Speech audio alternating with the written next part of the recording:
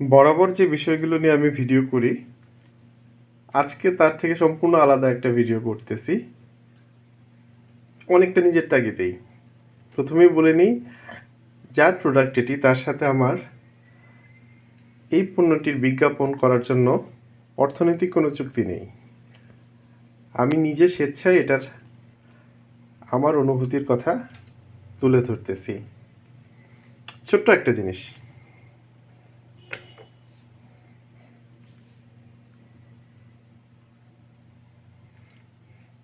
একটা table lamp. দুটো অভ্যাস আছে আমার।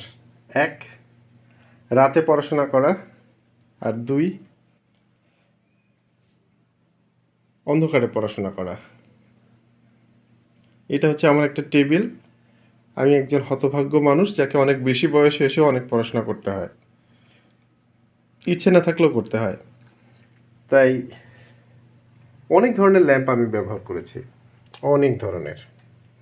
অধিকাংশ ল্যাম্পের সাইজ অনেক বড়, দেখতে একেবারে সাধারণ, রং ক্যাটক্যাটে। আর সবচেয়ে বড় জিনিস, দামি যে ল্যাম্পগুলো ব্যবহার করতাম সেগুলো কেমন জানি আমার পড়ার টেবিলের সাথে যায় না।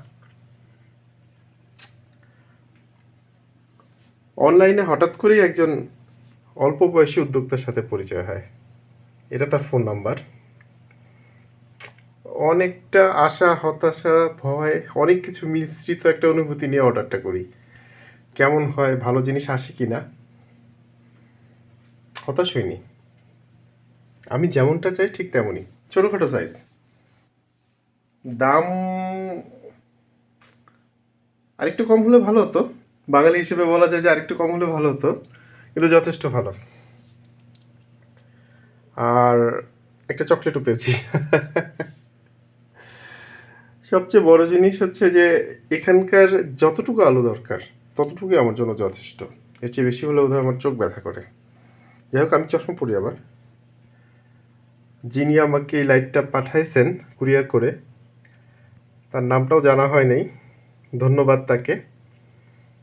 এবং ভবিষ্যতে যদি আমার এই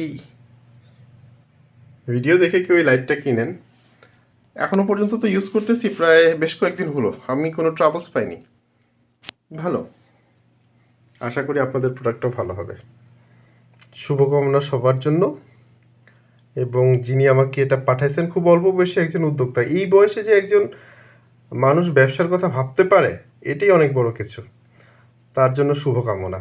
সবাই ভালো থাকবেন।